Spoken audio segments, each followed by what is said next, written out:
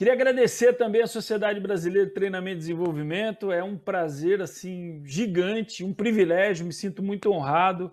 Agradecer aí na figura aí do Fernando Cardoso, que é um cara que eu admiro. Sou fã, né, do Fernando Cardoso, pela grande oportunidade, em nome de toda a equipe, logicamente, esse agradecimento, né? E eu vou trazer aqui, preparei com muito carinho uma abordagem para falar como desenvolver os times de venda num ambiente multicanal, num ambiente tão complexo e dinâmico quanto a gente vem vivendo, né? Então, vou trazer algumas perspectivas aqui bem interessantes. A primeira coisa que eu queria discutir é sobre exatamente o ambiente que nós estamos vivendo. Ele foi multiplicado, essa complexidade e dinamismo foi multiplicado por 3, por 4, por 5, dependendo do setor que você trabalha, logicamente que você está vivendo um momento totalmente diferente, né? O volume de trabalho aumentou bastante, principalmente para quem trabalha no treinamento, né? Nessa fase inicial da pandemia, foi aonde se descarregou todas as energias, de certa forma. Como é que a gente ocupa o tempo do pessoal? Como é que a gente desenvolve? Eles estão parados, enfim. E aí o treinamento foi bastante sobrecarregado nesse momento. E tendo que repensar toda a sua modalidade, os seus modelos de treinamento, quais são as ferramentas que você utiliza, fazendo uma revisão profunda e, ao mesmo tempo, sofrendo a pressão das áreas, né? De áreas que tinham interesse dentro desse universo, também vendo novas perspectivas e tentando influenciar o treinamento. Então eu vou trazer um pouco disso. O Marcos Cabello já apresentou um pouco do meu background, né? Falando aí dessa vivência. Então, só trazendo um pouco dessa perspectiva, eu fui de campo, eu fui de vendas. Então eu conheço bastante dessa linguagem do campo, da conversa da copa, da conversa da rua, enfim, de como a gente enxerga o corporativo. E depois eu fui para o corporativo, fui para a área de treinamento, e aí me interessei muito por comportamento, né? E eu já sabia quais eram os meus comportamentos como vendedor. E depois eu fui para a área de trade marketing, e aí eu fui entender um pouco mais de estratégia.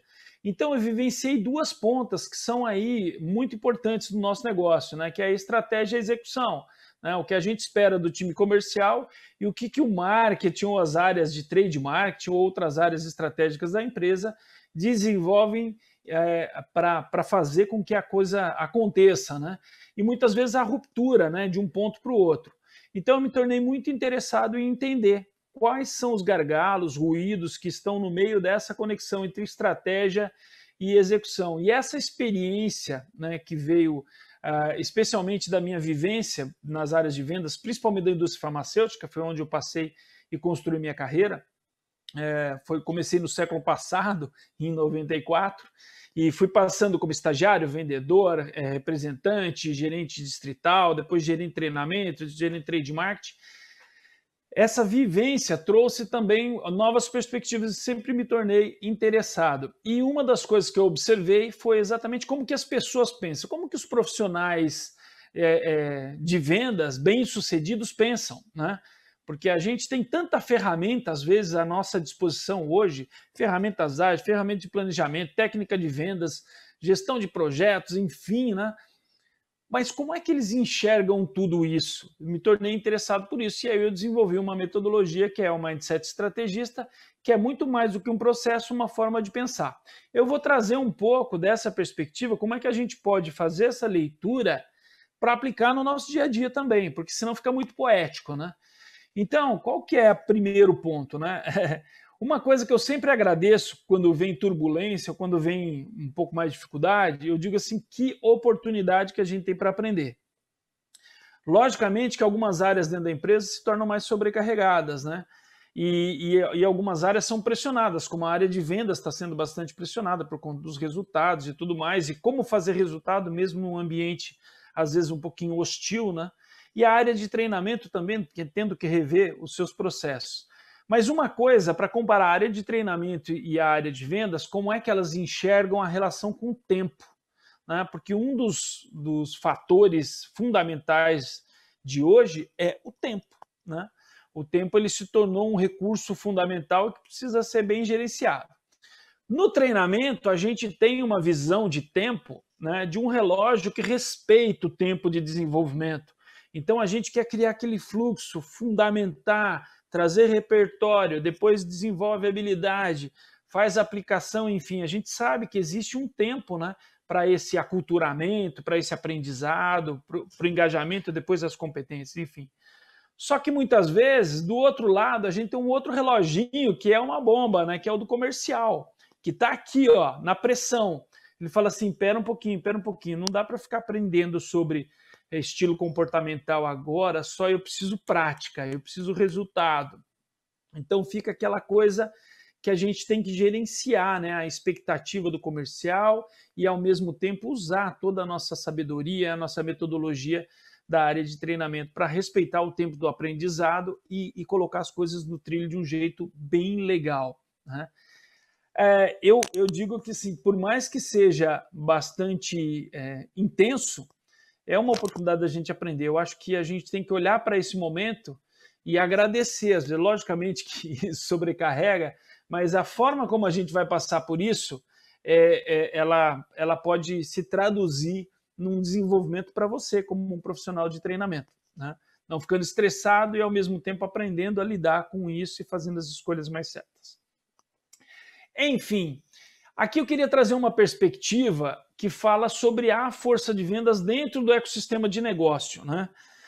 Muitas vezes eu vejo muitas áreas, e o treinamento às vezes está sempre no meio disso, né? Porque ele captura isso, a percepção de uma área que tem sobre a força de vendas. Às vezes algumas áreas internas têm a percepção que a força de vendas está lá na rua, tá, sei lá, tá passeando de carrinho, tá tudo bem, tá comendo em bons restaurantes, né? Enfim, tem uma vida um pouquinho mais tranquila do que eles que estão lá sobrecarregados com a pressão do chefe. E o contrário também, né? A força de vendas olha lá para dentro e fala: ó, aquele pessoal lá do ar-condicionado, né? Tudo conforto, toma café 10 vezes por dia e fica pensando em ideias para a gente implementar aqui e não conhece a nossa realidade. Bom, acho que uma coisa importante da gente tomar consciência é que a força de vendas, eu diria que ela bombeia o sangue para o coração da empresa. Afinal, a nossa existência é fruto dos resultados que a empresa traz, dos negócios que ela tem. Então, é uma ponta das pontas mais delicadas e importantes que a gente tem. Por que eu digo isso? Quando a gente toma consciência disso, a gente começa a entender como é que a gente se relaciona com a força de vendas. O que eu tenho que entregar para ela, que nível de competência eu tenho que entregar e que tipo de ruído eu preciso minimizar com algumas determinadas áreas, né? Eu tenho algumas experiências de cultura organizacional onde a gente vê que algumas áreas, por exemplo, né, elas criam processos para a força de vendas para minimizar o esforço da sua área. Então eu crio lá mais um atributo, mais um processo, mais uma atribuição, né? Enfim, para a força de vendas, que às vezes é jurídica, que às vezes é financeira, que é outras coisas, e eu tiro um pouco a força de vendas de fazer o negócio, que aí começa a sobrecarga, tá? Isso daqui é uma provocação para uma reflexão para a gente entender quais são os pequenos fatores que podem estar interferindo no desenvolvimento das pessoas, porque vocês vão perceber que existem alguns fatores que atrapalham o nosso trabalho. Muitas vezes você faz um belo programa de vendas, um belo programa de desenvolvimento de vendas, mas ali no meio tem uma energia ruim, tem alguma coisa que não está se encaixando, que está diminuindo a cumplicidade, o engajamento e até mesmo o tempo de execução. Tá certo? Então, aquela coisa que o treinamento vira um espacinho na agenda apertado e uma tarefa obrigatória e não uma vivência de desenvolvimento. Enfim, olhando para isso, né, para esse cenário, para esse ecossistema, a gente ainda vê em muitas empresas aquela coisa das ilhas, né? Então a gente precisa começar a sair das áreas que olham para o seu negócio, para as suas atribuições, para o seu volume de tarefas que está sobrecarregado, né? E olhar para a consciência de ecossistema, aonde as áreas começam a entender. E por incrível que pareça, logicamente, né? Parece tão óbvio isso, e às vezes nos discursos eles são ditos, são falados, são comentados e discutidos, mas efetivamente na prática, às vezes a gente ainda tem muita ruptura. E a gente vê muito o RH e o treinamento fazendo esse papel de aproximação, de sinergia, de nível de consciência das áreas, né, sobre qual é o trabalho da outra área. Eu me recordo de um projeto que eu fui obrigado a fazer numa das empresas, que a gente estabeleceu um momento semanal para que cada área pudesse falar um pouco do que estava fazendo, porque a gente não tinha consciência sobre a visão e o trabalho das outras áreas, né? E a gente instituiu um momento que a gente brincava que era estilo Twitter, né? 140 caracteres, você fala ali rapidinho. E ali gerava muita discussão. Puxa, você está trabalhando nesse projeto? Pô, isso impacta a gente, vamos conversar? Começava a sair algumas agendas. No início sai uma agenda mais intensa, depois começa a fluir mais organicamente, porque não avança um sobre a área do outro, enfim, as áreas são respeitadas e a sinergia é promovida. Tudo isso que eu estou falando é importante, por quê? Porque tudo isso afeta a força de vendas.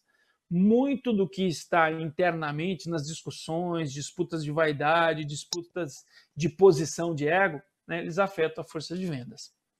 E aí, em muitos lugares, a gente vê exatamente isso. Faça o seu que eu faço o meu, né?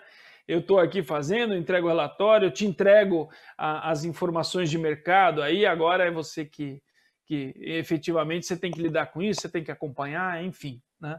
Então, para tirar um pouco desse conceito, a gente tem que trabalhar também nessa aproximação de áreas. Eu estou insistindo bastante nisso porque o sistema que sustenta, né, essas variáveis do engajamento da força de vendas, eles interferem especificamente no engajamento, na cumplicidade de se eu quero ou não fazer, se eu vejo valor naquilo. Ele interfere na qualidade do meu engajamento e da minha retenção de informações e participação efetiva e interfere nos resultados daquilo que eu espero como treinamento, né? Então, tem 3 áreas que são fundamentais. Eu separei aqui, colocando algumas dessas observações, inclusive na cultura organizacional, 3 áreas que impactam o engajamento e o desenvolvimento da força de vendas. Operação, pessoas e negócio. Eu chamo de 3 áreas, vamos chamar de 3 dimensões, né? A dimensão da operação, e aí eu vou trazer um pouco dessa perspectiva. A dimensão da operação, eu vou falar um pouquinho mais de alguns detalhes dela um pouco mais à frente. Ela está relacionada àquelas atividades mesmo que ele tem que fazer, que são as obrigações, as tarefas. As pessoas relacionadas às suas relações. E o negócio é efetivamente a consciência, né? Accountability, empowerment, a própria visão de negócio, visão estratégica, né? Então tem alguns aspectos. Por que eu quero dizer isso? Porque se eu tiver alguma ruptura, seja na operação, seja nas relações, seja no negócio, eu diria para vocês que nenhuma estratégia resiste a uma emoção negativa, tá? Isso é praticamente consolidado. Você pode observar, qualquer força de vendas, ela pode ter a melhor campanha e, inclusive, foi interessante que o Cabelo falou, né? Em uma convenção internacional que eu estava, não foi essa, foi uma outra, mas tinha um gerente de produto com uma campanha maravilhosa, mas ele não conseguiu conectar com a equipe, ele tinha algumas rupturas ali de compreensão, ele não conseguiu. Então, aquela emoção negativa, mesmo diante de uma campanha maravilhosa, não deu certo, né? Não funcionou, porque a força de vendas ela é emocional, ela toma suas decisões baseadas também na emoção. Então, tem frustração, tem um pouco de boicote, tem uma série de fatores ali que vocês já conhecem no dia a dia, que é do ser humano, né? E aí, olhando para essas 3 dimensões, a primeira, eu diria que elas são chamadas aí, se a gente for olhar para a pirâmide de Maslow, os fatores de higiene. Então, a política de RH, compliance, empregabilidade, remuneração, processos, sistemas, as relações estruturadas. Quando eu falo de relações estruturadas, eu estou falando de hierarquia. Tem algumas empresas que o cara fala, eu não sei para quem que eu respondo, o cara me trata, pensa que é meu chefe, né? Vocês sabem dessas relações. O outro dá bypass. Então, todos esses pequenos aspectos que estão dentro do ecossistema de operação da empresa podem influenciar. Empregabilidade, se ele sente que está correndo risco, está afetando a segurança. Então, quando eu estou no treinamento, eu preciso fazer uma leitura antes tentar entender quais são os fatores que impactam a força de venda, se ele está sensível ou não. Normalmente, quando eu saio a campo, né? Eu saio a campo com vendedores, saio a campo com gestores, a gente colhe algumas informações que estão sensibilizando eles de alguma maneira, ou positivamente ou negativamente. Algumas são verdades, outras são só falha de comunicação. Então, a gente traz isso, né, essa informação para dentro, trabalha bem. É importante que quando a gente colhe essa informação, a gente entende que existe uma responsabilidade interna ou de corrigir ou de melhorar a comunicação. E aí a gente equaliza esses fatores de higiene. O segundo ponto que é fundamental quando você for pensar na força de vendas são os fatores motivadores, são aqueles relacionados à autoestima, à autorrealização, né? É o propósito, o pertencimento, né? Às vezes fica meio poético na discussão ali da empresa e você percebe que as pessoas não estão inseridas naquele universo. É preciso ter um pouco de atenção, são os gargalos ali, as dificuldades que estão, né, nessa compreensão. Clima organizacional, engajamento, retenção de talentos, né? Perspectivas futuras também, né? Perspectivas de carreira. E aí o terceiro aspecto é o do negócio, do impacto da relevância, que aí está muito ligado ao negócio. Às vezes a gente está concentrado no desenvolvimento lá de soft skills e tudo mais, das hard skills, ok, mas eu preciso fazer essa conexão muito forte com o negócio. É isso que, inclusive, as áreas comerciais esperam, né? Que o treinamento ajude efetivamente a impactar o negócio. É algo desafiador para a gente, né? Mas conectar sempre com o resultado, olhar para a prosperidade do negócio, entender as interfaces e o dia a dia, efetivamente, aquela aplicação, como é que ela reage naquelas interfaces que a força de vendas faz no seu dia a dia e, logicamente, quais são as competências atreladas à geração de resultado e a geração de performance para o negócio. Então, basicamente, eu digo que isso daqui ele é uma espécie de um fluxo de sustentação desse engajamento, né? Porque você começa fazendo higiene da operação, vê se não tem nenhuma ruptura, você faz um scanner e uma leitura das relações para entender se tem alguma ruptura ali também em relação às relações, ao engajamento, ao propósito, à compreensão, né, diária. Eu percebi em algumas equipes que a gente percebia exatamente essa ruptura das relações entre as áreas com força de vendas e às vezes essa ruptura ali estava causando um efeito que diminuía o engajamento e o compromisso com o desenvolvimento. Enfim. E aí, alguns limitadores do processo de desenvolvimento que muitas pesquisas demonstram, né, e a gente observa em campo. E vocês sabem bem disso, né? São provavelmente muito claras para vocês. Primeira questão da carga excessiva. Vocês observaram no momento da pandemia aí que muita gente sobrecarregou a força de vendas para ocupar suas 8 horas ali, enfim, com conteúdos para estudar, atividades e tudo mais. O que acontece? Aquele volume todo, ao invés de ajudar e de ocupar o tempo, estava sobrecarregando, e a gente sabe da capacidade da linha de retenção. Então aquilo aconteceu com a gente, com a área de treinamento, e às vezes está acontecendo com um momento, dependendo dentro da própria área, da diretoria comercial, com a necessidade de um momento ou uma meta específica.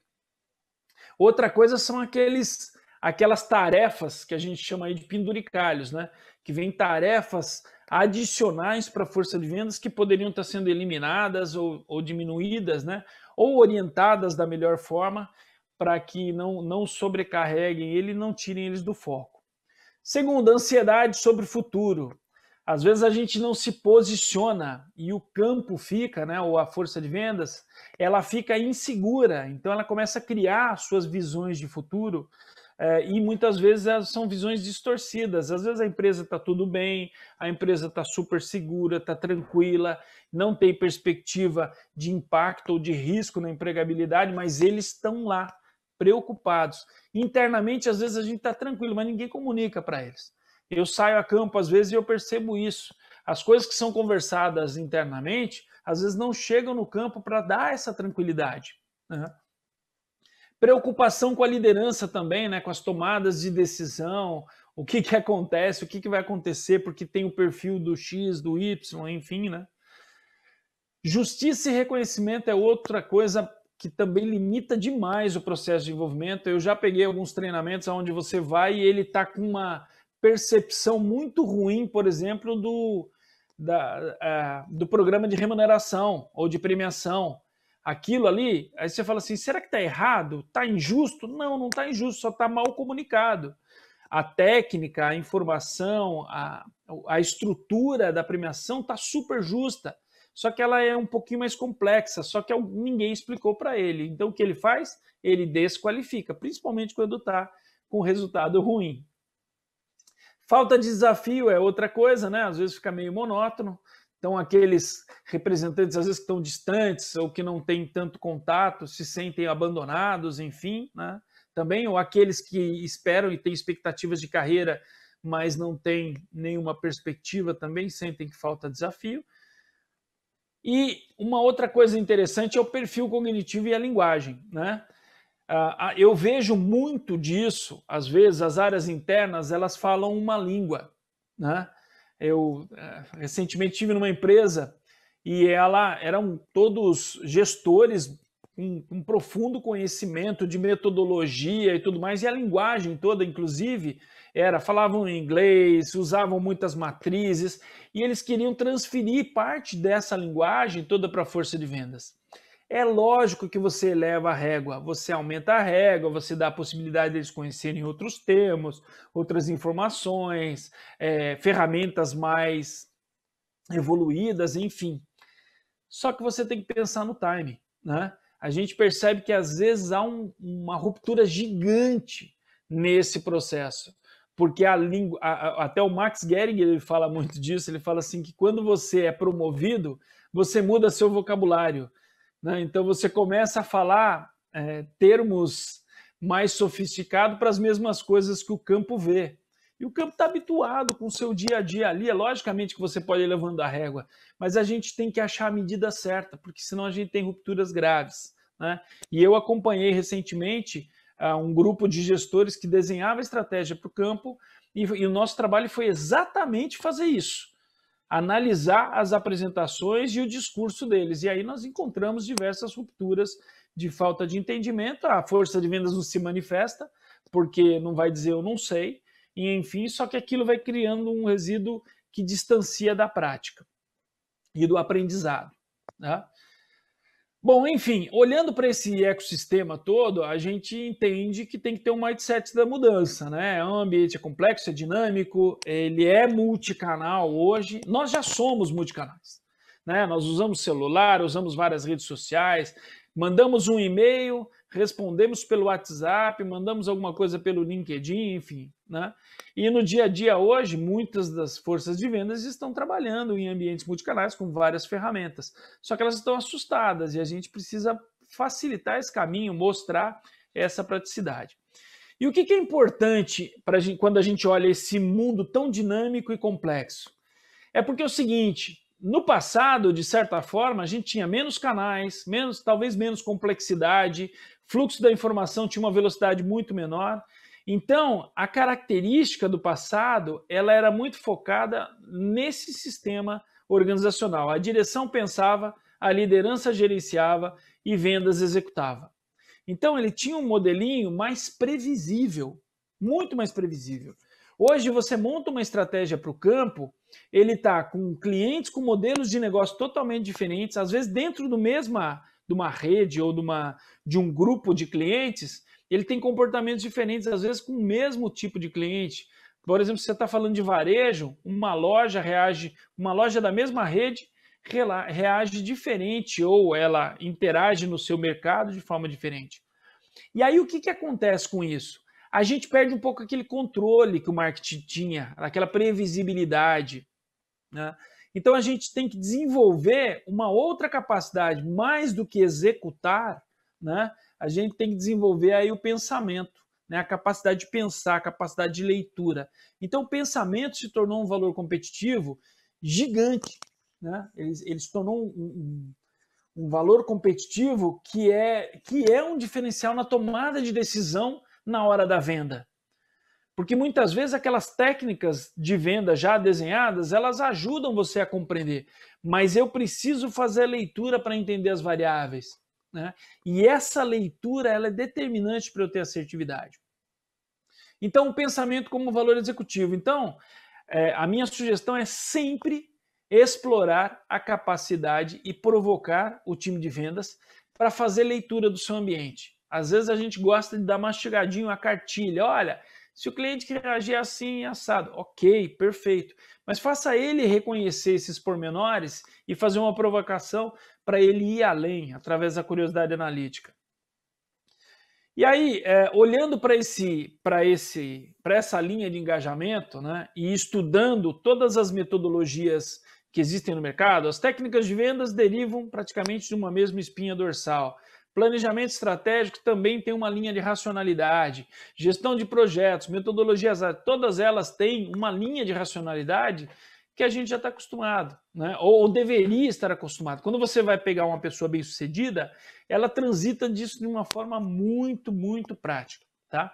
Então, o que eu quero mostrar para vocês é como é que as pessoas evoluem de um nível para o outro. Como é que eu consigo fazer uma força de vendas transitar de um nível de desinteresse para um nível de cumplicidade e autonomia estratégica. Existe um caminho, né? E nesse ambiente complexo, eu falo da mentalidade estrategista porque a gente desenvolve essa mentalidade estrategista se a gente fizer as provocações certas nesse caminho. Então, a primeira dimensão é a do propósito. Vocês sabem muito bem que se você começa um treinamento como mais uma tarefa, você vai ter baixo engajamento. Mas se você começa um treinamento com algo que faça sentido, né, dando sentido para aquilo efetivamente, mas dando sentido não, muita gente confunde o dar sentido do ponto de vista da empresa e o dar sentido do ponto de vista de quem participa. Essa é a grande sacada, tá? O segundo ponto, depois que eu supero a dimensão do propósito, eu vou para a dimensão técnica. Aí eu posso trazer outros elementos. Depois eu vou para a dimensão estratégica. Por quê? Porque a técnica está dominada, repertório, opa, estou mais confiante com aquilo, eu começo a pensar mais estrategicamente e olhar outros pontos. É como dirigir o carro, efetivamente, que a gente fala, né? Primeiro eu tô ligado em todos os pedais, espelho e tudo mais.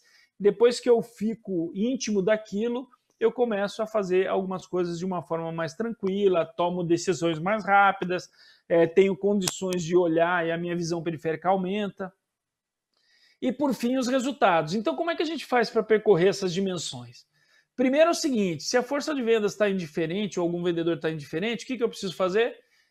Trabalhar o reconhecimento de importância sobre o ponto de vista dele, sobre a cadeia de valor dele, da força de vendas. Se eu faço isso, aí sim eu posso colocar as competências. Fala, Wagner, mas isso parece óbvio, né? Não é. É óbvio, às vezes, na nossa leitura, mas quando eu vou montar um treinamento, às vezes eu já chego com um treinamento técnico numa pancada só. E tem muita gente fazendo treinamento super rico, super valioso, mas não entendeu o porquê, né? E não entendeu a conexão daquilo e como impacta a vida dele, né? Então, as competências, depois das competências bem estruturadas e eu tenho o propósito ali, o reconhecimento da importância, o que acontece? A vontade de aplicar, ela se torna maior e aí eu começo a colocar as habilidades para aplicar. Então, nesse fluxo eu vou trabalhando, né? O conceito e o engajamento, as competências que foram avaliadas, aí eu penso em ferramentas e como eu desenvolvo essa habilidade para ele aplicar. Às vezes a gente termina um treinamento, ele não sabe o que vai fazer na semana que vem, fica todo empolgado, na segunda-feira ele começa o dia, o que foi mesmo lá do treinamento? E aí ele tenta e já a fragilidade daquele conhecimento já aumentou bastante e ele não consegue, ele fica frustrado com aquilo que ele vai aplicar. Então a gente tem que pensar que nessa fase aqui eu tenho que alimentar demais ele com ferramentas, com estímulos para que ele aplique. E aí a aplicação efetiva, depois disso ele começa a sentir os efeitos daquela aplicação nos seus resultados ou no seu desenvolvimento. E aí ele começa a pegar uma vibe que é da retroalimentação, tá? Esse momento da habilidade para aplicar é muito delicado. A gente precisa estar próximo dele. Aplicou o treinamento? Semana seguinte tem que estar próximo, monitorando com o gestor, com a liderança, para estimular. Por quê? Porque ele vai encontrar frustração, ele vai fazer uma coisa diferente do que ele fazia antes. Então é natural na primeira, na segunda, na terceira, e a gente tem que estar ali incentivando e mostrando o seguinte: você precisa estar confortável mesmo estando desconfortável. Uma frase do Wilson Oliveira, que ele diz muito isso, né? O momento da mudança vai te deixar desconfortável, mas você precisa estar confortável mesmo estando desconfortável, porque você tem consciência de que aquele esforço teu vai te levar para um novo patamar. E por último, né, a autonomia estratégica, que aí você chegou num patamar onde você está dominando o repertório, que é competência e repertório, as habilidades que você desenvolveu para aplicar aquilo, seja com as soft skills amparando toda aquela rede de competências. A aplicação se tornou efetiva e você experimenta algo que você diz, eu quero é mais. Então, você começa a tomar decisões, você toma consciência que esse desenvolvimento trouxe você para essa performance, né? Isso é muito legal quando a gente olha para como é que é a aplicação prática dessa régua. Olho para os meus treinamentos e vejo se eu percorri ela da forma mais inteligente possível no meu projeto de treinamento, no meu programa, na minha trilha. E aí, a mentalidade estrategista, né, ela surgiu da análise de todos essas ferramentas. E quando eu observei algumas dessas ferramentas, eu observei que por trás das pessoas bem-sucedidas existia um movimento que era natural de pensamento.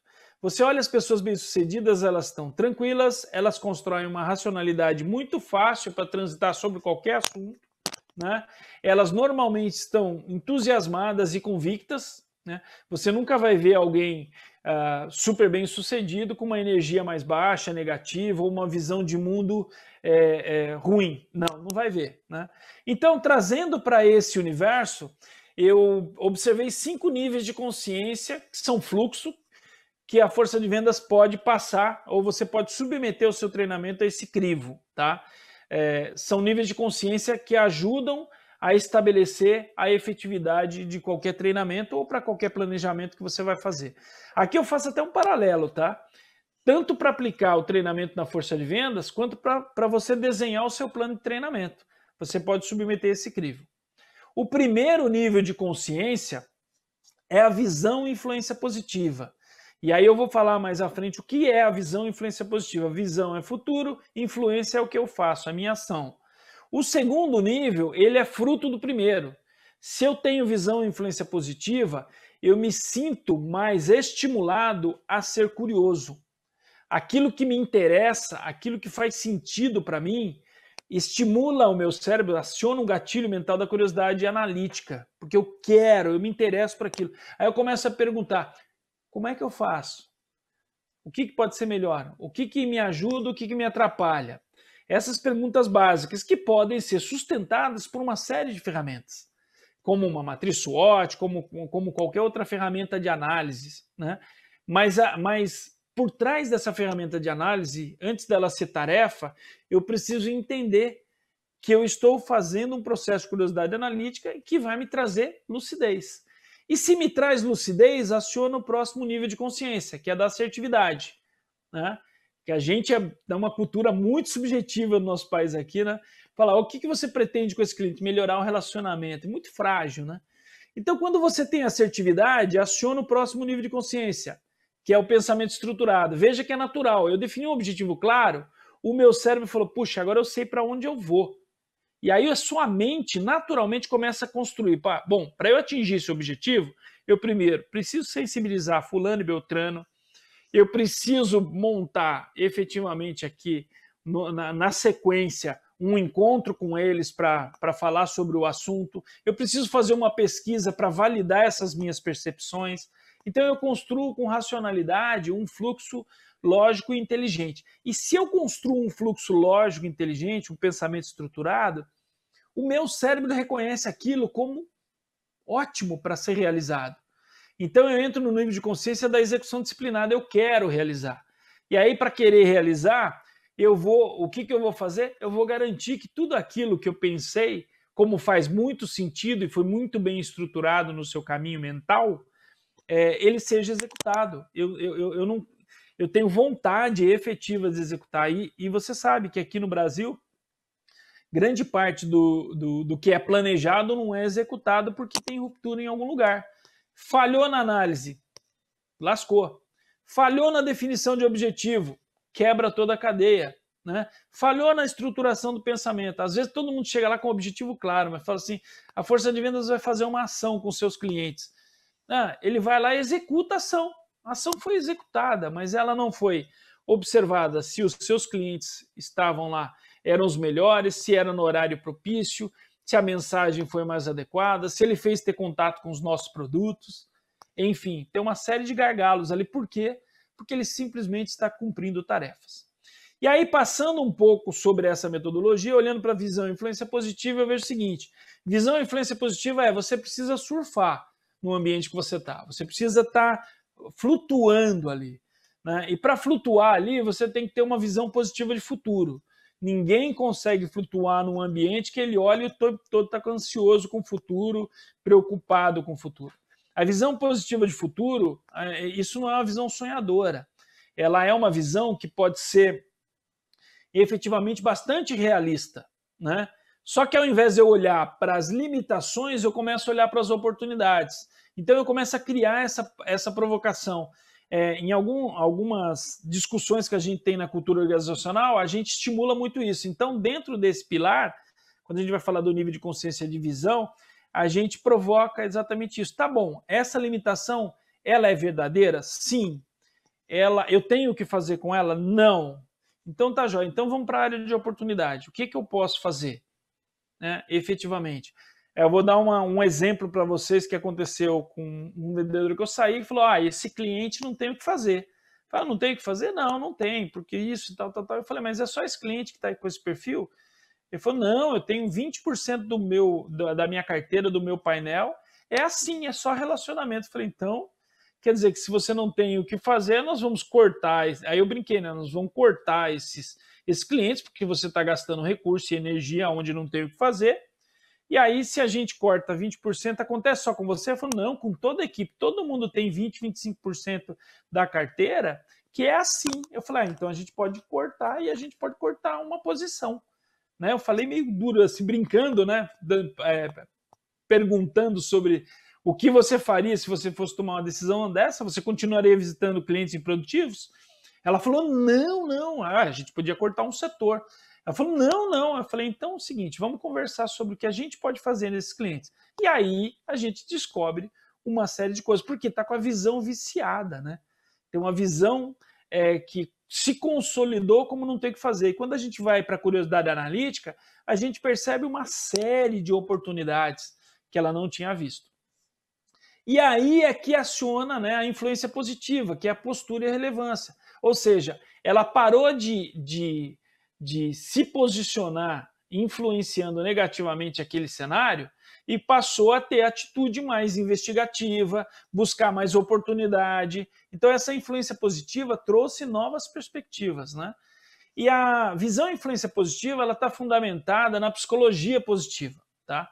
Quando eu pensei nesse nível de consciência, eu entendi o seguinte, né? A gente está muito focado, às vezes, em consertar o mal, né, do que construir o bem, que é essa visão de olhar muito para a limitação e falar: como é que eu reverto isso? O meu concorrente vende 100 unidades, eu vendo 4. Quanto você queria vender? Eu quero vender 80, mas, cara, o seu preço é diferente, é muito diferente. A sua perspectiva é de sair de 4 para 8, você dobra a sua venda. Então, quer dizer, a gente vai para o lado de construir o bem, valorizar aquele acréscimo, aquela velocidade dentro do universo justo, dentro de uma curiosidade analítica que te traga lucidez. Fala: não adianta, você não vai sair de 4 para 80. Você vai sair de 4 para 8, você pode sair de 4 para 12. Vamos ver quais são os fatores que podem levar você desse número para outro. Perfeito? Desse volume para esse outro. E aí você começa a perceber: olha, nesse caso aqui nós temos um diferencial do produto. Nesses casos específicos, a gente é imbatível. Então a gente estimula o time de vendas a fazer essa leitura, tá? Então, quando eu falo de visão, eu estou olhando e estou perguntando, né, se as minhas contribuições fazem sentido e projetam para o futuro. Então eu olho para esse cliente e falo: opa, faz sentido, e eu projeto para um futuro mais próspero, né? E aí a minha postura, né, mostra que as minhas atitudes e comportamentos devem ser adotados aí para estar alinhado com esse propósito. Então eu começo a adotar comportamentos e posturas, linguagem, influência com o meu cliente de uma forma diferente. Eu digo para vocês que esse grande pilar, ele é transformador da força de vendas. Por quê? Porque ele estimula todos os outros níveis de consciência na sequência. Ele vai estimular a curiosidade analítica, que vai dar muito mais lucidez para ele. E ele vai começar a perceber que ele vai parar de reclamar das limitações e vai olhar mais para as oportunidades. Fala, cara, o que eu não posso fazer, eu não posso, tá bom. Cheguei à conclusão que aqui eu tenho um limite grave, o meu concorrente investiu muito e eu estou com a porta fechada. Aí eu começo a olhar quais são as oportunidades. E aí o próximo nível é a curiosidade analítica. Curiosidade analítica, confere lucidez.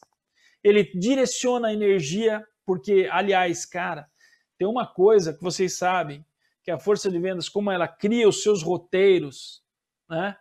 Ela não quer soltar aquele roteiro, porque nós somos criaturas de hábitos. E às vezes quando a gente faz a curiosidade analítica, ela analisa e fala, esse roteiro não me leva para mais perto do meu prêmio. Esse roteiro não me leva para mais perto dos meus resultados. A gente faz na curiosidade analítica essas provocações, aí a gente pergunta, o que você quer? Né? Você quer ser feliz? Se você quer ser feliz, você vai ter que rever seu roteiro. Então expande a compreensão, ajuda a ressignificar. Qual é o problema da curiosidade analítica? Que a gente tem que estar sempre provocando, porque eles têm muitos equívocos aí relacionados à interpretação. Né? Porque os nossos filtros de experiência e os mecanismos de proteção que a gente tem sempre limitam as perguntas. A gente não quer ir numa pergunta mais profunda. A gente vai naquela e acha que está satisfeito. E aí eu trago para vocês uma forma prática de estimular a curiosidade analítica da força de vendas. 2 aspectos. Põe resultado numa ponta, potencial na outra. Todo mundo fala muito de resultado, mas é uma dificuldade para olhar para potencial, que é aquela lucidez que eu falei antes para vocês, né? Aquela lucidez de, se eu sei o meu resultado, que é 4, e eu sei que ele tem um tamanho de mercado gigante, mas eu tenho algumas limitações e eu posso ir para 8, eu estabeleci uma diferença e uma área de oportunidade para eu trabalhar. No resultado para o potencial, o que eu tenho que ver? Quais são os fatores críticos que envolvem essa distância para a mudança desse ambiente? E como eu posso ir além? Eu sempre coloco isso, que quando a gente faz alguns exercícios de curiosidade analítica, a gente faz mais perguntas, e a gente extrai, às vezes, aquele fator que é o fator real de decisão do cliente que não estava sendo observado antes. Às vezes não é uma questão que você está focado ali que o seu preço é mais caro. E o cara não, ele está preocupado porque a operação dele é ruim.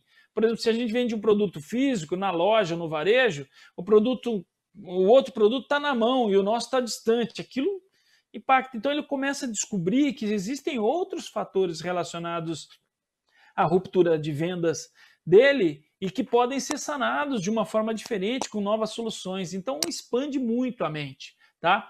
E aí 12 aspectos fundamentais que são os recursos e os canais. Né? Eu olho para a minha curiosidade analítica, qual é o recurso que eu tenho? Casa com esse tipo de leitura que eu fiz? Qual o canal que eu tenho hoje? A gente está falando do digital, né? O físico digital. Está todo mundo aí, muitos vendedores torcendo para voltar, de repente, o presencial. Por quê? Por quê? Porque ele acha que aquilo é a garantia do trabalho dele. Mas a garantia de verdade é saber se relacionar em todos esses canais de forma inteligente, né? De forma conectada. E o digital, por exemplo, quando volto presencial, eu posso potencializar as minhas ações, as minhas intervenções, frequência, sequência com o meu cliente, enfim. E aí, olhando para isso, né, quando eu faço essa curiosidade analítica, eu caminho naturalmente, né, para assertividade. Por quê? Porque os elementos ficam tão claros na minha mente que eu paro de gastar energia com aquilo que não me ajuda. Né? E aí tem uma técnica que é muito legal para submeter se o objetivo dele é assertivo ou não, que é o do SMART. Né? O SMART ele traz a perspectiva da pergunta se é específico, se é mensurável, se é atingível, se é relevante, está tendo um tempo. Né? Esse tipo de exercício, hoje a gente fala tanto ainda com força de vendas, mas a gente ainda observa fragilidade nisso. Tá? Então, quando você faz a curiosidade analítica, é muito legal, porque vem os números, vem a especificidade, o número fica mensurável, claro, ele fica dentro de uma taxa mais atingível, dá conforto mental, inclusive, né, para o representante, porque ele fala, poxa, isso eu posso, isso é legal, isso é possível, ele se anima, né, porque ele é atingível. Ao mesmo tempo, ele é relevante, né, porque eu transformo 4 unidades, por exemplo, que eu falei, em 100% de crescimento, né? Então ele fica relevante. E o tempo também é muito legal. Por quê? Porque ele determina, ó, desse mês para o mês que vem eu quero aumentar em tanto a minha performance. Ele começa a participar mais efetivamente e não simplesmente responder às cotas, né?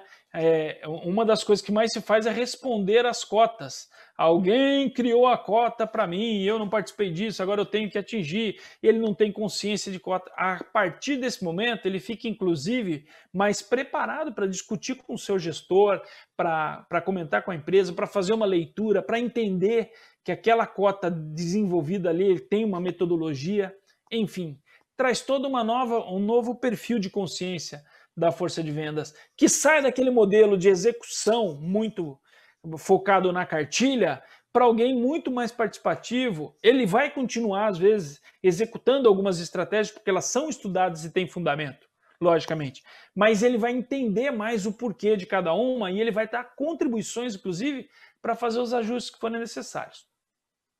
Se eu tenho assertividade, o que acontece? Né?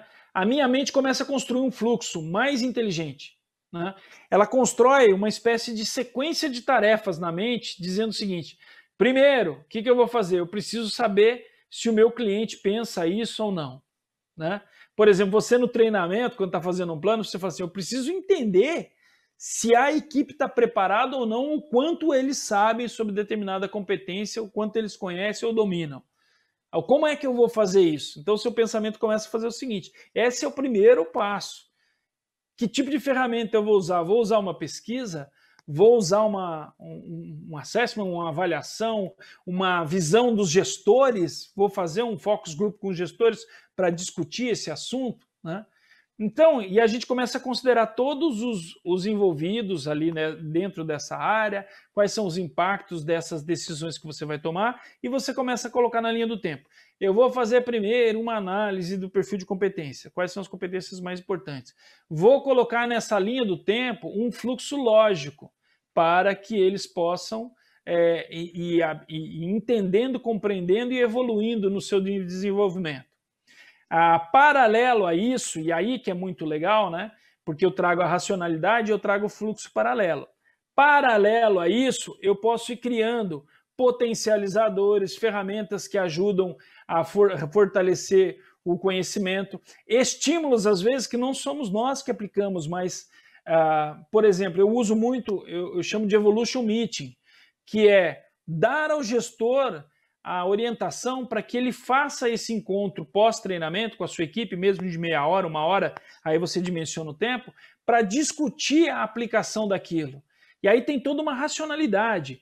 Eu, de repente, estimulo no começo da semana a prática daquela nova habilidade e na sexta-feira, por exemplo, o gestor faz um Evolution Meeting para discutir com a sua equipe como foi a aplicação.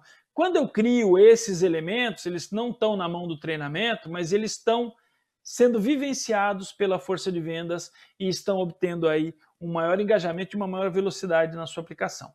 Então já vai promovendo essa integração e essa sinergia. Essa fase do nível de conhecimento do pensamento estruturado, eu costumo dizer que é um dos corações da mentalidade estrategista, que é quem não conduz é conduzido.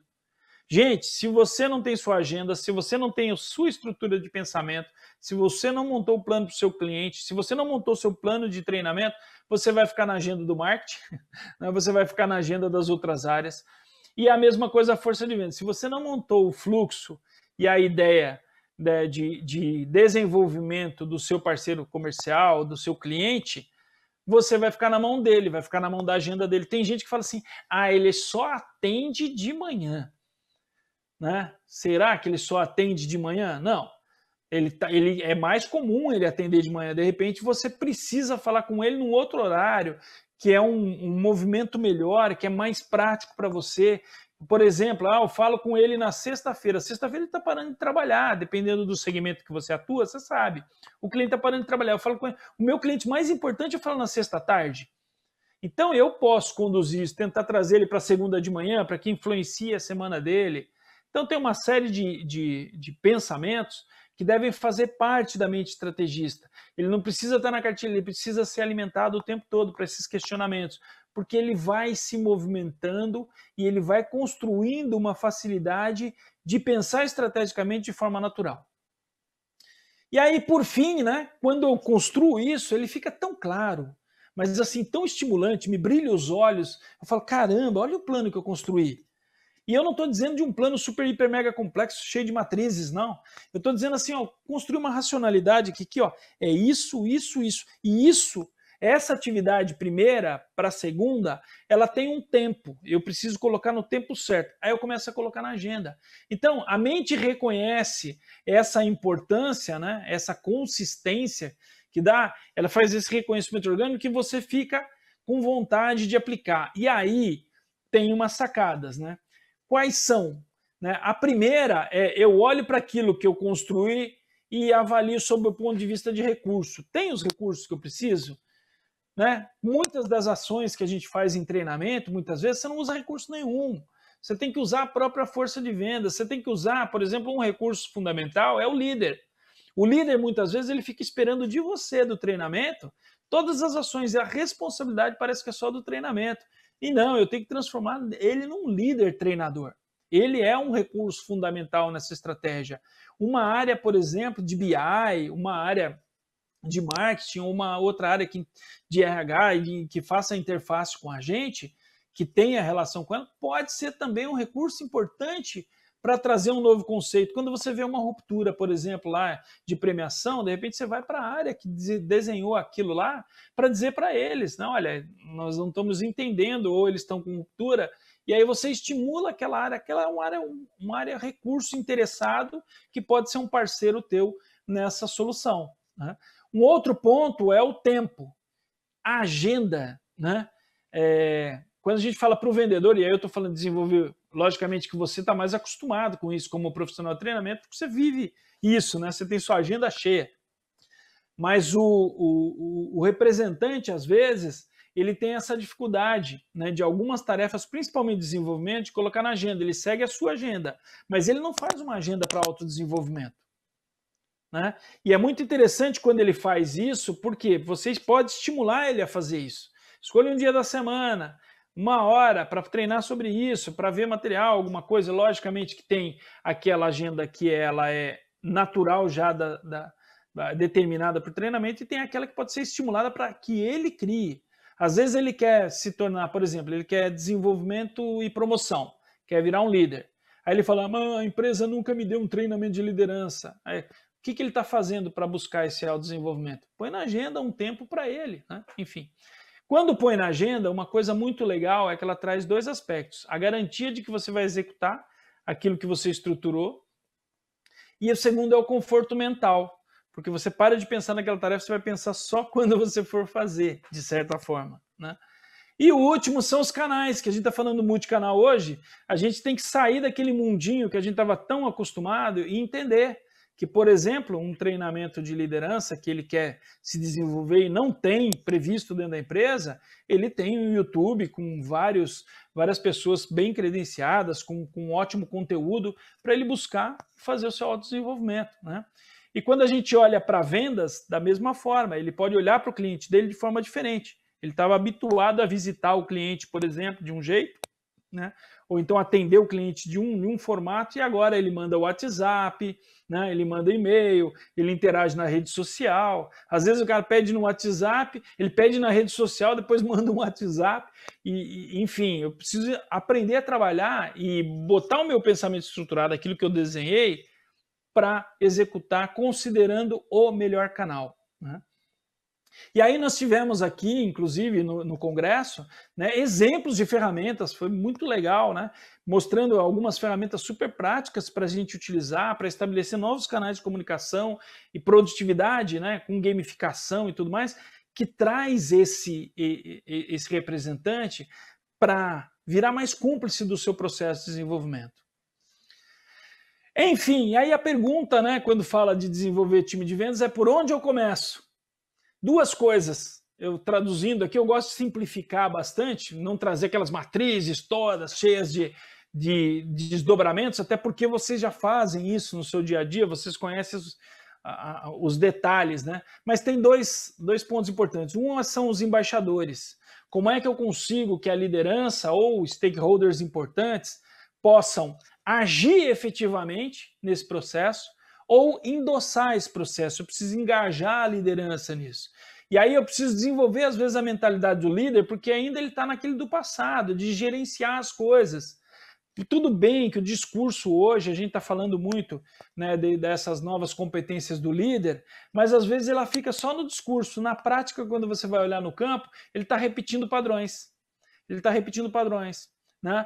E um dos padrões que ele repete, às vezes, ou é o acompanhamento do seu liderado, né, enfim, de uma forma muito operacional. Então a gente provoca ele para que ele seja um líder que faz acordos de desenvolvimento com o seu time.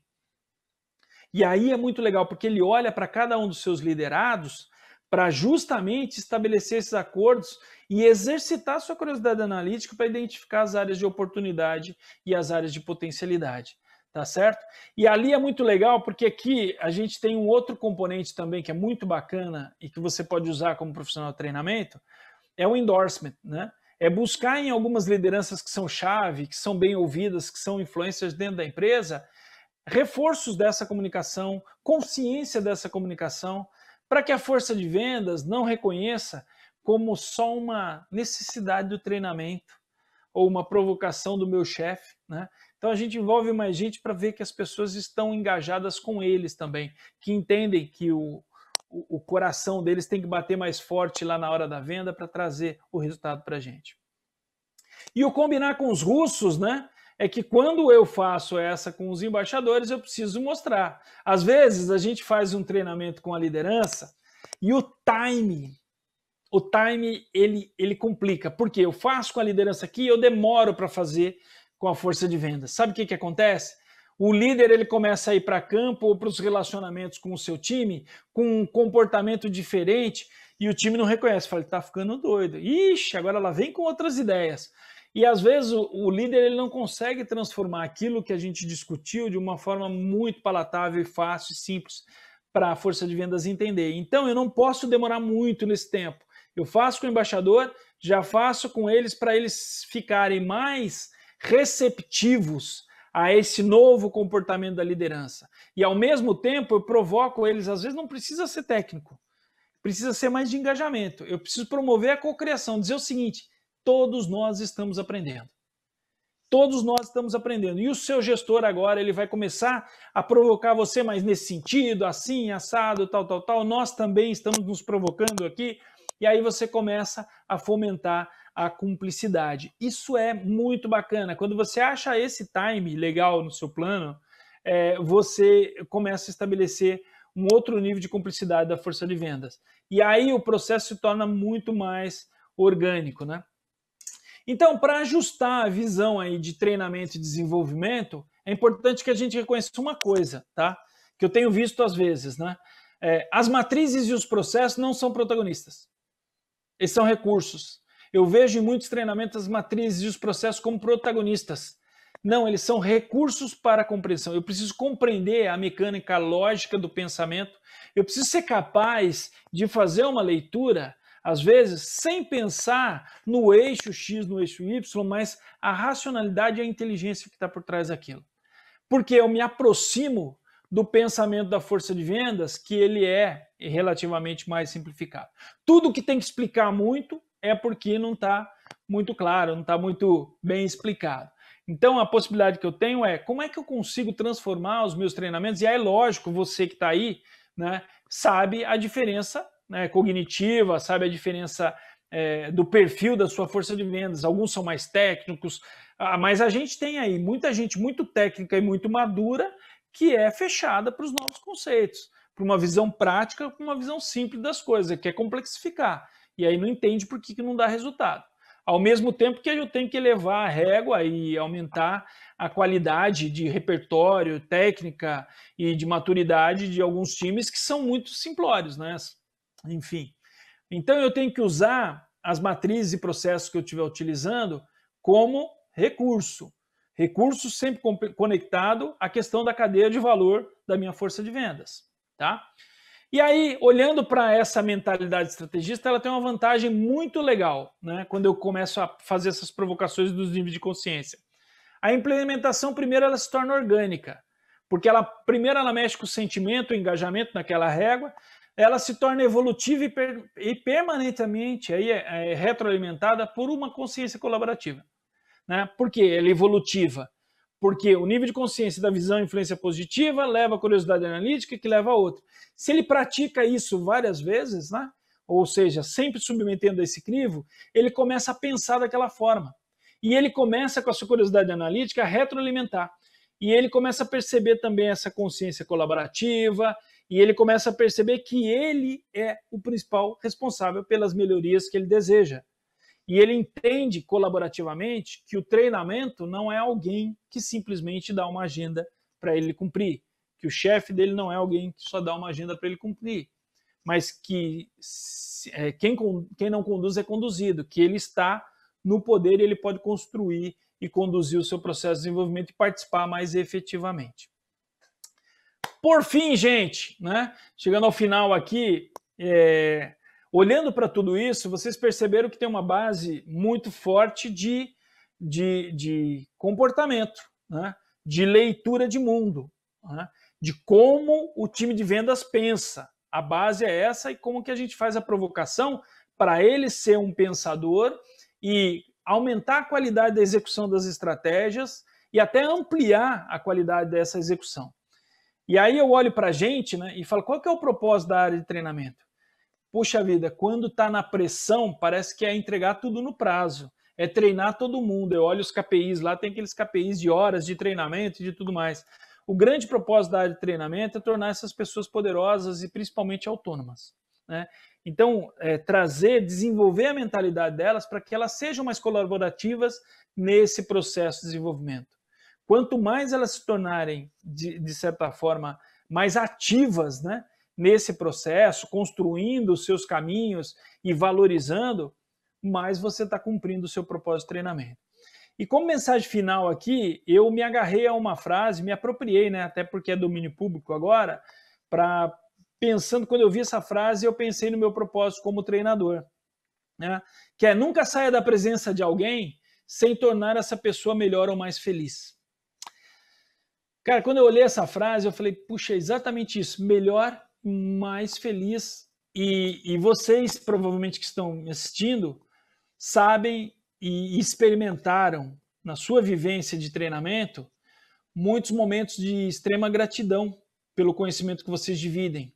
Principalmente quando você divide considerando a cadeia de valor do time que está sendo treinado, considerando o universo dele, considerando as dificuldades, as angústias, os desejos, as ansiedades, né, dele, você percebe que você se conecta mais com um propósito mais próximo disso, de tornar uma pessoa melhor ou mais feliz, né? E é isso, né? Então, eu até quero contar uma historinha bem legal aqui para vocês, que em momentos turbulentos, como a gente se posiciona para o mundo, né, como a gente se posiciona como treinador, pode fazer a grande diferença. E a gente pode transportar todo esse sentimento também para as pessoas que a gente treina. A historinha é o seguinte, a mãe Luz, ela teve muitos filhos, e aí um dos filhos dela chegou, mamãe, quero conhecer as trevas. Falou, que filho, que ideia louca, conhecer trevas, para com isso. Passou alguns dias, ele chegou na mãe Luz e falou, mamãe, quero conhecer as trevas. Falou, mas filho, de onde você tirou essa ideia? Tá bom, insistiu bastante, ela falou, tá bom, vai, depois você me conte.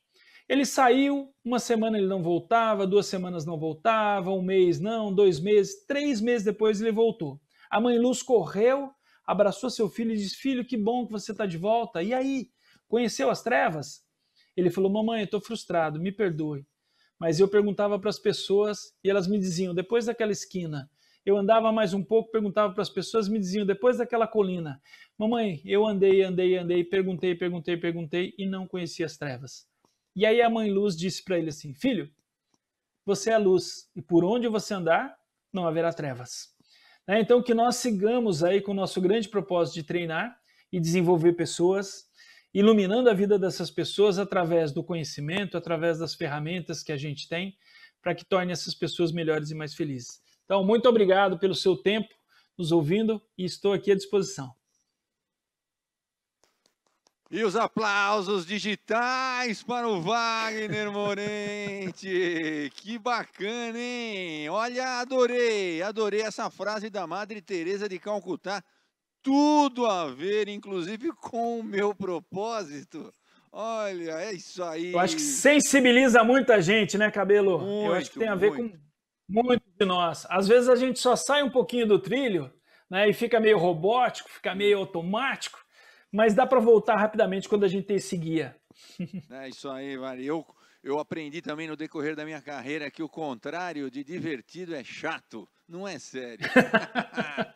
Pô, tem que levar o bom humor a sério, porque faz bem para a saúde, deixar as pessoas mais felizes, principalmente nessa atual conjuntura, né, por esse momento difícil que o mundo, né, está passando. Então, se você puder levar luz aonde você for, não haverá trevas. Ai, Wagner, parabéns, cara. Gostei de ver sua evolução e é muito bom ver você poder compartilhar toda essa sua trajetória, essa experiência. Parabéns mesmo, show. Obrigado, cara. Pô, feliz. Opa, fica à disposição. E tem perguntas. Olha, cara. Vamos lá, primeira pergunta para o Wagner Morente. Qual o maior limitador para os profissionais de vendas que precisam trabalhar remotamente e por quê? Quem perguntou? Tem o nome aí da pessoa? Tem alguém que perguntou? Eu vou checar e te falo. Não, tranquilo. Era só para agradecer a pergunta. Paulo. Qual o maior... João Paulo. João Paulo, legal. Qual que é o maior limitador? Por exemplo, é lógico que depende muito do seu segmento, né? Mas o segmento farmacêutico, principalmente, com as forças de vendas grandes e tudo mais, o maior limitador para trabalhar com o aspecto digital que eu tenho observado e que está se transformando através justamente dos profissionais de treinamento, que estão levando mais essa consciência, era o medo. O medo de que o digital ocupasse o seu espaço, o medo de que o digital vai sumir com a sua posição, que a tecnologia vai ocupar o seu espaço. Isso é natural do ser humano, né, de proteção. Então, o que a gente tem feito muito é essa transição de compreensão de que o digital é um grande potencializador da sua posição. Porque por trás dessas ferramentas digitais tem as decisões racionais, né, humanas, emocionais, que precisam ser tomadas. A ferramenta ela vai ser conduzida por alguém, né? Então tem muita gente usando a ferramenta, às vezes, ou como uma tarefa, ou como tá com um pouco de receio do que ela pode causar na sua perspectiva de segurança. Então esse talvez seja um grande limitador e que a gente já vê, praticamente depois de tanto tempo, né, mais de um ano de pandemia, os treinadores aí já começaram a observar isso, que começaram a equalizar esse tipo de pensamento, trazendo um pouco mais de conforto emocional para essas pessoas. Muito bem, Wagner Morente. Com certeza o João Paulo está satisfeito com a sua resposta. Espero que sim, João. Um abraço. Muito bom. Próxima pergunta, produção, se vocês puderem verificar para mim, por favor, quem mandou. Bom, a pergunta é a seguinte, em relação ao tema falta de desafio, ter profissionais de vendas que possuem um baixo salário variável e um alto salário fixo não é forma de levá-los à acomodação? Por quê? Muito legal isso, cara. Eu vejo, né? Porque essa é uma equação desafiadora, tá? Para as empresas, para as áreas principalmente que fazem as questões da política de remuneração, né? Como é que eu faço? Eu baixo o salário e aumento o variável para dar mais estímulo? Ou eu faço o contrário para ele ficar mais confortável, se sentir seguro? Depende muito do negócio, mas eu particularmente, logicamente que num momento como esse, talvez essa linha da segurança tenha sido muito afetada pelas pessoas. Sabe por quê? Porque é a empregabilidade. Então, às vezes, ele prefere o que está mais seguro, que é o salário, às vezes um pouco maior, porque a premiação ele está com medo, ele não sabe se vai vender o mês que vem, se vai ter dificuldade nos próximos meses, se o mercado vai oscilar, não vai oscilar. Então isso depende muito, né, de cada segmento, do segmento que você atua. Quem perguntou, Cabelo? Você descobriu? A produção não conseguiu verificar. Ah, não, tranquilo. Mas aí, se a gente conseguir, a gente passa para você. Eu pensei que você tinha falado. Eu pedi aqui, mas eles não identificaram. Valeu. Bom, tem mais uma pergunta, a última pergunta, que é a seguinte. Qual a maior oportunidade para a atuação de um profissional de vendas que passou a trabalhar em um formato multicanal de abordagem do cliente e por quê? Cara, olha, uma das maiores oportunidades que eu vejo, e eu vejo pelo nosso trabalho de gestor de treinamento, de treinadores, é esse aprendizado de lidar com várias plataformas e descobrir novas oportunidades.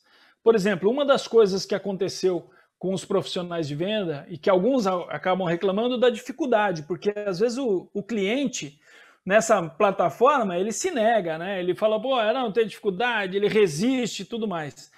Mas uma possibilidade muito interessante é que você aumenta a possibilidade de contatos com ele, que às vezes você tem algumas dinâmicas de força de vendas, que tem um contato por mês com o cliente. E agora você aumenta a possibilidade, só que você vai ter que aumentar a qualidade das suas relações. Você tinha um modelo presencial que você tinha um perfil de abordagem. Agora você precisa aprender sobre o perfil de abordagem desse multicanal, né? E esse multicanal, ele envolve várias ferramentas. Por exemplo, tem muita gente utilizando o WhatsApp, né? De uma forma bastante intensa, né? Nessas relações. Aí eu preciso modificar o meu jeito, a minha linguagem para se adaptar ao cliente. Como é que eu desperto o interesse do Cabelo, por exemplo, para continuar uma conversa comigo? Eu não vou dar um bom dia para ele e ficar esperando ele responder. Eu tenho que criar algo que seja interessante para ele me responder. Então eu vou ter que desenvolver, né, uma das grandes oportunidades que tem, e a gente tem percebido gente decolando absurdamente, porque ao invés dele ficar com medo desse mundo, ele mergulhou nesse mundo. Tem gente fazendo curso de Instagram, das redes sociais, entendendo de marketing digital. E aí o que vai acontecer? Não vai voltar só no presencial. A gente vai voltar para o digital. É o físico e o digital. E esse cara que está buscando nessa oportunidade de desenvolvimento agora, buscar novos conhecimentos, ele vai ter uma vantagem competitiva. É isso. Perfeito. Realmente, o digital, um caminho sem volta, meu amigo Wagner Morente. E eu sempre lembro da teoria da evolução, cara. O jogo de cintura mesmo, não vence o mais forte nem o mais inteligente, e sim aquele que está mais suscetível às mudanças, vai se adaptando, é ou não é, Wagner? Mas hoje, né, Cabelo, ainda mais do que se adaptar, porque tem gente que se adapta para se acomodar. Eu falo assim, opa, chegou, eu tenho que fazer. Não, não é se adaptar, é participar do processo evolutivo. Boa. Show de bola, muito bom, já melhorou aqui a minha tese. Ô, Wagner, show, é isso aí. Provocações só, Cabelo. Ô, Wagner, gostaria de acrescentar mais alguma coisa? Eu acho que não, tá tranquilo, terminaram as perguntas, tranquilo? Tá tudo ótimo, caso chegue outras perguntas, a gente encaminha e depois envia para o pessoal via e-mail, né, no término do nosso congresso. Cara, foi um prazer poder te ver, mesmo que digitalmente, ver aí que você está na evolução constante, parabéns mesmo, muito obrigado pelo seu tempo e parabéns pela sua participação. Cabelo, muito obrigado. Eu queria agradecer a cada um aí que escolheu a Sala Atitude para assistir com a gente. Teve a atitude de escolher a apresentação, porque o tempo de vocês é precioso e vocês não sabem como o meu coração se alegra de ter o privilégio da audiência de vocês, tá? E parabéns pelo congresso, a SBTD tá arrebentando. Fernando Cardoso e equipe, sensacional, tá? Beijo no coração.